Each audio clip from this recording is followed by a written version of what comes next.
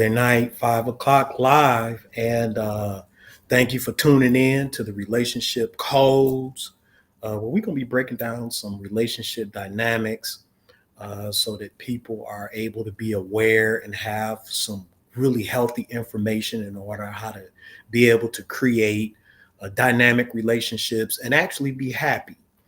And so today's agenda, start my timer. Today's agenda is going to be I'm going to share some stats. I have a question from one of the viewers, and I am actually going to recap the dating roadmap. So if you are currently in a relationship, to be able to know where you're at, if you're moving towards marriage, or if you're just trying to kick it, or if you secretly would like to be married but are really afraid of that. And so there is a statistics that's out there that says people that have better relationships at home and work make more money. So I want to start out with a stat. I thought it was very interesting. One day I was in church, and my pastor kind of broke down some economics of the top nine earning income cultures. And I thought it was very interesting because it really is a telltale sign of what's truly going on. And so I'm not going to read all of them, but I want you to check these stats out. So the people that make the bottom nine, meaning they don't make the top money, they make the least amount of money. Number nine was Afro-American people, Black folks. Number eight was Native American. They made 54K. Black folks made 48K. Hispanics made 57K. That's the median income of the household. And white folks made 75K. And so because they made 75K, those are the bottom four income earners. And so the top two income earner cultures are Asian. The Filipino was number two, and they made just over six figures median house income. And the Indian culture made the top with about, I think it was 145K or something like that. And so I said, I wonder what their relationships are like. So the top culture with the highest divorce rate, or people that don't stick together in terms of teamwork and couples, number one is the Afro-American family. They make the least amount of money. Number two of divorce or cultures that don't stick together is the Native American. They were number eight, and they made the second least amount of money. And number three was the Hispanic community. They were number seven on the least amount. And number four was the white family, and they were number six. And so that just shows that when you work together and you working and you rowing on a boat the same way and you work in harmony, you make more money. You're able to solve more problems. You're able to cover more people. And it's just the question becomes, how do you do that? How do you be successful in relationships? And so it really takes work to get to easy. And most people are in relationships, they want easy and totally forget the hard. And that's why there's a lot of failing dynamics in there. And so I want to be able to go ahead and share, for the most part, what I got going here. Last week on Wednesday, we kind of went over the dating roadmap, which is right here. I actually created this dating roadmap from 10 years of notes, and I kind of found a way of saying, oh my goodness, look at all of this information. And so last week, we kind of talked about the very first spot on the dating roadmap that you need to work on was you need to work on your you need to work on your assessment for your personal growth. You know, what's my strengths? What's my weaknesses? How do I do? What things cause me stress? How do I get out of esteem? How do I put myself back in esteem? What's my value language? What's my buying style? What do I need to do in order when I'm connecting with another personality temperament? Who do I connect better with? Who do I don't connect good with? And when you know those things about yourself, it's easier to spot in other people the red flags from the very beginning. But a lot of times we don't spot those red flags because we haven't worked on our own particular blind spot. And then the second one was an ideal mate profile.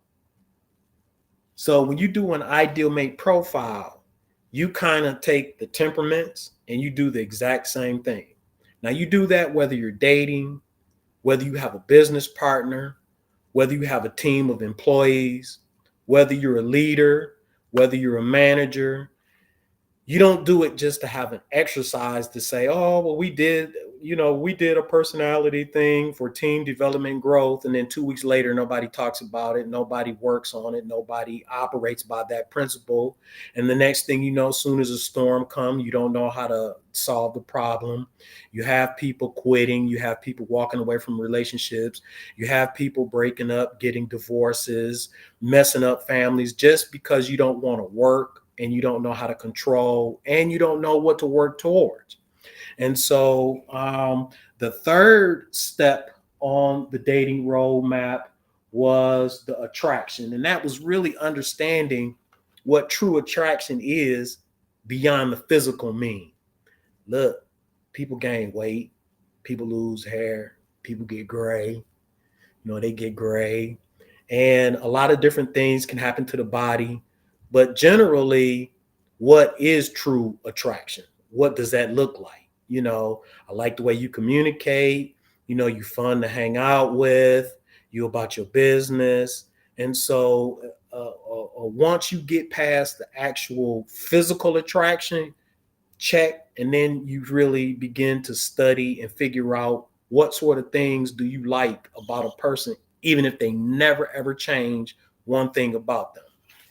And then you have your physical attraction traps. And the physical attraction traps, for the most part, is just what it is. You get so caught up on how tall they are. It is, how well she's put together. How tall he is. Does he have big hands? You know what I'm saying? And all these physical attributes that at the end of the day, when you get into a fight, that person no longer ever looks attractive anymore. They actually look like they physically changed from what they were when you first met them. Once you go through some trials, some ugly conflicts, and then you look at that person later, you don't like them. And that's because you got caught up into a physical fitness trap and you didn't like the person or even really understand what true attraction really is. And so in order to be able to do that, you have to create this profile. And a lot of times I can always tell, and you'll be able to tell. Here's a tip and a coaching point for you. You'll be able to tell by the words that come out of a person's mouth if they are going to have a successful relationship or not. Here's the reason why. Everything is created twice. First in your mind, then with your words. Now, my success coach taught me that. I'm sharing that principle with you because you first have to create a successful partnership in your mind. And then you have to speak that out of your mouth. But if you're always speaking negative about the partnership, if you always speaking negative about the future plans of a possible partnership, that's exactly what you're going to end up attracting. And so that's why you actually need a roadmap in order to be able to figure out where you're at, what you need to do, and what steps you have to take in order to be able to get to marriage and stay married. But again, it takes work to get to easy. Now, I'm happily married. Me and my wife, we work like flow. We work through conflicts like flow. And we flow really well together. We pray together. We work on our money together. We hustle together. We have fun together. But that was work that was done before I even met my wife. I designed my wife on paper using these exact same principles, all 7 of them. And I didn't deviate from it at all. I stayed with that. And so it was something I wanted to just share with people, especially if you really want to be with somebody, but you just don't want the drama. And so those were the review of the 4 steps. The first one was you have to do your personal work. The second one, you have to do your ideal mate profile. The third one was you have to learn how to recognize what true attraction is. The fourth one is you have to really learn how to watch and understand what physical traps are. And the fifth one is the developmental rings.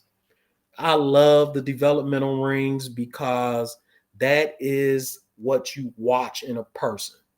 So a person's inner ring is themselves. That's the gifts they were born with, undeveloped. The second ring around that is called the developmental ring. The first ring is the true self. The second ring is the developmental ring. Look, that's everything you went through in elementary, at home, in middle school, in high school, what things you do in college, or what things you did in trade school, the type of relationships you had, the type of jobs you had, the things you saw your parents do, the things you saw your mom do, the things you saw your dad do. All of those things, all the workshops you went to, all of the trainings you went through, all of the books you went through, all of those things help shape your temperament and your personality characteristic. And then the final ring is on the outside. That's called the contextual ring. Now, your contextual ring, that's how you apply what you learned in a situation. They call that wisdom. It's not having the knowledge, because you can have the knowledge and don't know how to apply that in a situation. And when you don't apply what you've learned in a situation, you're going to fail. That's why you need a roadmap. That's why you need to always be checking off. Is our relationship, what phase am I? Am I caught up in a physical fitness trap? What sort of things do I need to do to continuously develop? What sort of thing do I need to do to become a best version of a single me before I try to get with somebody else? Because if you haven't developed yourself, I can guarantee you this, you will attract the wrong element and you're not going to be happy. And then you'll point the finger because you don't see your blind spots. And maybe no one's ever pointed out your blind spots to you. But all you have to do is get around some good coaching, some good consulting, and work on yourself, and that thing will come to light as well. And you have to also understand that in order to be able to break down any type of mental walls, you have to have concentrated information to break down those walls in order to be able to change your mindset. And if you haven't had any successful relationships or any models around you, then you're going to fail because you don't really know what to go to. I was fortunate. I was blessed. My mom and dad was married 63 years. Look, everybody on my block that I grew up with on the block, their parents was married. Over 80% of them, just about everybody. And I can go up and down the street and just name all the parents. And so We saw what it takes to be successful. And then somehow programming has got into people that has caused them to be able to break up, not stay together, not know how to work things out. And so we want to be able to do that. And so I want to talk about a question that was asked to me by one of our viewers. The question was, it sounds like you know about relationships. Why do you think you're right? I think I'm right because I like to win and I like to be successful and no matter what I do. And so I worked in a human behavior health organization for over 21 years, where all we did was work with people. And then patterns will come to light, successful patterns and failing patterns. So if you want to be successful, you follow the success patterns. And so I just kept a journal and a log of all of those successful patterns. Those same success patterns showed up on the sports field. It's the same way the coaches coached at a higher level for success, same tools, and they repeat themselves. And so if you find yourself having great relationships and successful relationships, you probably don't need this and you just need to share it with somebody. But if you find yourself not having successful relationship, it's probably because you haven't really trained right. You may have went to therapy or something like that, but you haven't really trained right. And you have to remember that two is always better than one. And two can always produce more than one person. The goal is what's your problem that you need to work on about yourself? What communication skills do you need to fix about yourself?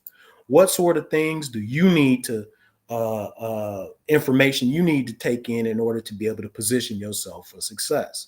And that's what we're here for at Relationship Avenues, and revealing the relationship codes is these particular 7 steps. We only got to 5 today with the developmental rings, but next Wednesday we're going to pick right back up with step number 6 and what that actually looks like. But you need to get into developing yourself so that you can make more money and you can have better relationships at home and at work. And with that, hey, that's my time for today. My girl Kasha B, she not here with me today. She's somewhere in Jamaica with her husband, and they somewhere hanging out, traveling the world, having a good time. Just what you're supposed to do. And so I just want to thank everybody for tuning in. It's much appreciated. I look forward to next Wednesday, 5 o'clock. Stay tuned. And if you have any questions, just drop them in the comments. I'll make sure I get to them before we get too busy. Drop them in the drop your comments. If you want to know more about the dating roadmap and you want a copy of the dating roadmap, put dating roadmap in there. Or if you want to know about just how do you get an assessment on yourself so that you can start working and making more money and being a happy single, or you want to make sure that your relationship is going to be solid and last, there it is. All right, that's my time. Y'all take care. Peace.